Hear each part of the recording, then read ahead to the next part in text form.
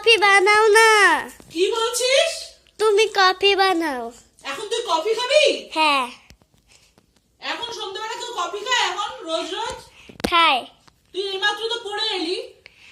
আমি এখনই কফি খেয়ে নিবি? কফি বানাও কফি বানাও কফি। এখন এটা দিয়ে করবো হচ্ছে কফি, দুধ নিয়ে আসছে, দুধ দিয়ে কফি করবো।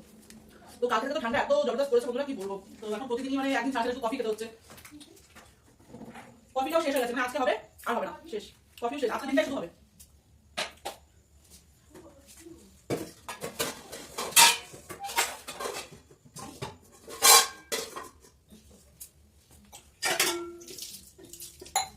তো চলো ফ্রেন্ড, কফিটা করে নিই, তারপরে আবার আসছি, ঠিক আছে? তো ফ্রেন্ড, এখন দেখো যে দুধ যা গরম হয়ে যাচ্ছে, ফুটছে দুধটা। আর এবার কফিটা খুলে এবার দুধে দেবো। একদম একটু খালি রয়েছে কফি।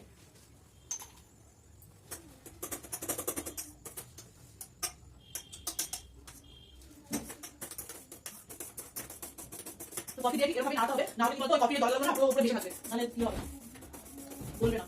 আর একটু কফি দেবো। कॉफी आमतौर पर कॉफी जाती है बस कॉफी मेरा बहुत पसंदीदा कॉफी है ये। तो चलो একটু দেখি এটাতে চিনি কেমন হয়েছে, মানে মিষ্টিটা কতটা হয়েছে, না একটু কম চিনি দিয়েছি তো দেখতে হবে। একদম পারফেক্ট, হাতটা দিতে হবে। আজকে অনেকটা দুপুরে আছে, হাত থেকে তো দেখে দেখাচ্ছি তোমাদেরকে। এই দেখো কত দুপুরে যাচ্ছে। এখন তো আমি বাসন ধুইনি, দুপুরে বাসন এখন ধুইনি, ধোবো 7টা ধরে ধোবো। আচ্ছা তাহলে আমাদের একটা বিয়ে বাড়ি আছে মঙ্গলবারে, মানে আজকে যে মঙ্গলবার সেই মঙ্গলবারে বিয়ে বাড়ি আছে। শীতকালে একটা বিয়ে বাড়ি তো দেখলে গেছিলাম, এক নতুন আর একটা সামনে আসছে নতুন আছে।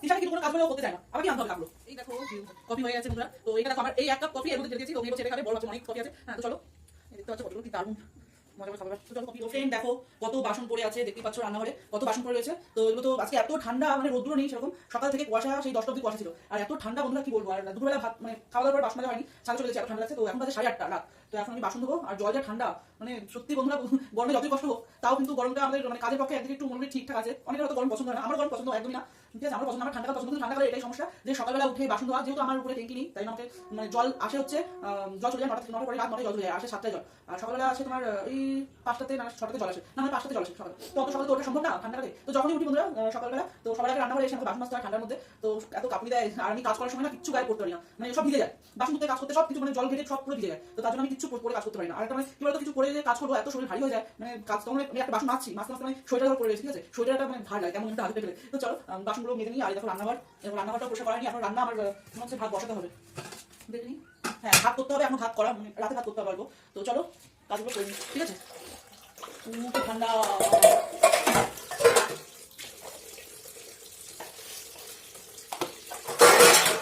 ঠান্ডা লাগছে।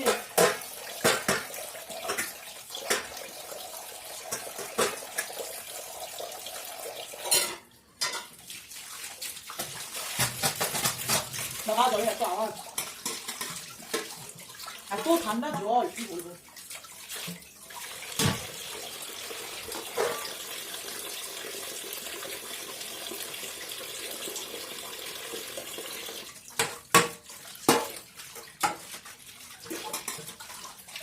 বাগিচায় বুলবুলিটায় গুল শাখাতে বাগিচায় গুল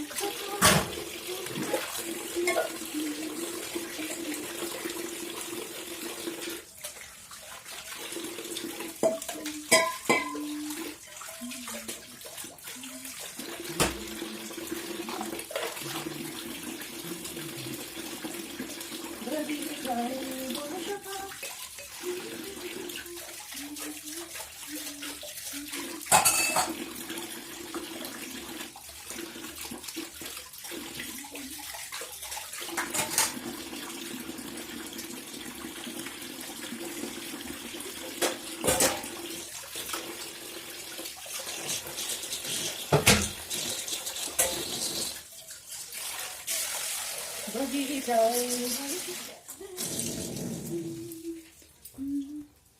তো ফ্রেন্ড আমার বাসন টাসন সবকিছু পরিষ্কার করা হয়ে গেছে। আর এখানে দেখো একটাতে দুধ বসিয়েছি আর একটাতে ভাত বসিয়েছি।